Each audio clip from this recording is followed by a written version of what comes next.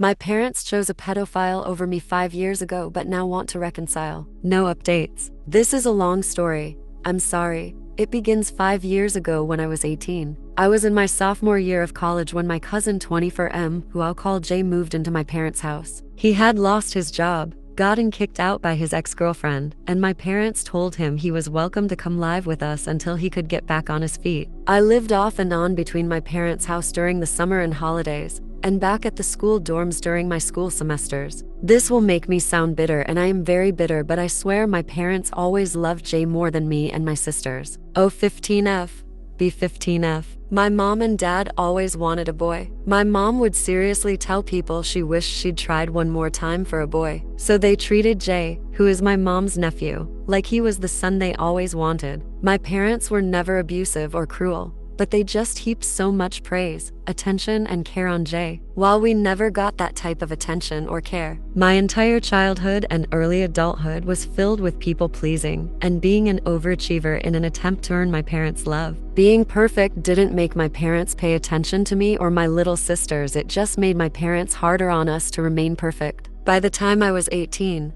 I gave up.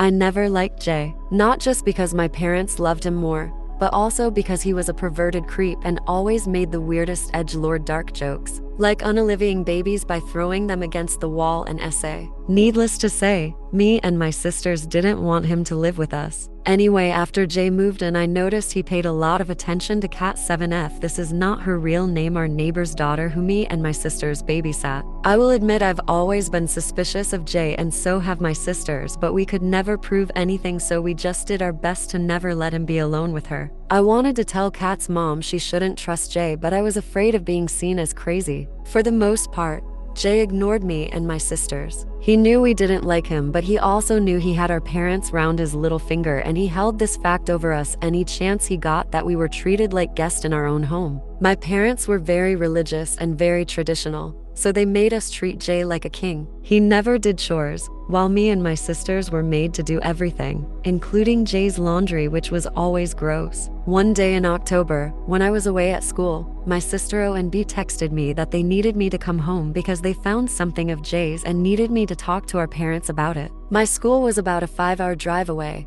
but I could tell they were really scared, so I made the drive. When I got there, B showed me a flash drive she'd stolen from Jay's room that had bad pictures and videos on it of Kat. I felt sick, but I had to look before I confronted Jay. Needless to say, the photos were horrible. My skin still crawls to this day when I think about how he found a way to get her alone. And the fact he had to have done this as soon as I went back to school because he knew how vigilant I was with Kat. I could not bring myself to watch the videos, but I made a copy of the flash drive for safety and made B promise not to ever look at them. I immediately confronted Jay in front of my parents and showed them everything. My parents were shocked and did blow up at Jay, but then they told me they were going to take Jay to their pastor so he could get help and made him pray for forgiveness. I told them that was not enough. They needed to tell Kat's mom right now and take Jay to the police, but my parents refused, and Jay, who was caught red-handed, played the innocent little boy who didn't understand why he did what he did, but that he was so sorry. I told my parents they needed to either choose me or Jay, because if they didn't turn him in, I would tell Kat's mom, the police, and our whole family on both sides, and I would get CPS involved so they'd never see me or my sisters again. They then called me an alarmist and that I was trying to split our family apart when this was clearly a private affair. My mom cried and called Jay her boy, which was when I snapped. It was like all the hate that was bubbling under the surface just erupted, and I yelled in her face that her boy was a fucking pedophile and God never gave her a real son because she was a shitty parent. My mom then slapped me across the face and made me get out, while my dad just looked shocked and didn't say anything. I was still high on adrenaline from finally letting my anger out, that I walked almost a mile to my neighbors. To this day,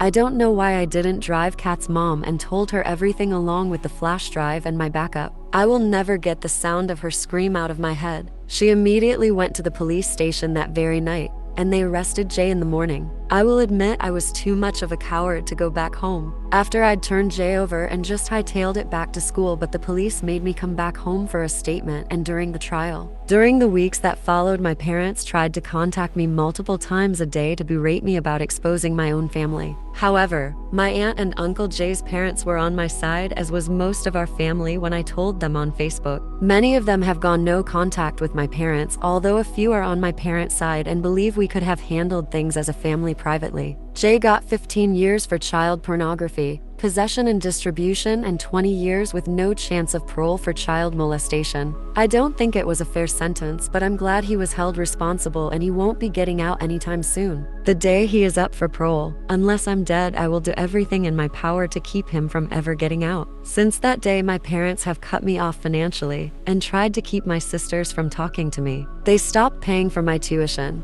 which did make me have to work harder, but I'm glad. Working multiple jobs and doing internships kept me busy. It also distracted me from thinking about the fact my parents chose that monster over me. Not to mention they were going to keep that man around my sisters, knowing what he'd done to a little girl. Today I'm living with my girlfriend, 3 cats, and a gecko. We've made a good life for ourselves, and I'm proud of all that I've accomplished without my parents. I talk to my sisters every day, and they both plan to go no contact with my parents as soon as they finish college and no longer need my parents financially. My sisters tell me in recent years, my parents say they miss me and want to reconcile, but I refuse to ever forgive them for how they treated me and my sisters and the way they protected a monster. Many of my family try to guilt me with that. You will never heal if you don't forgive, but I don't believe that bees.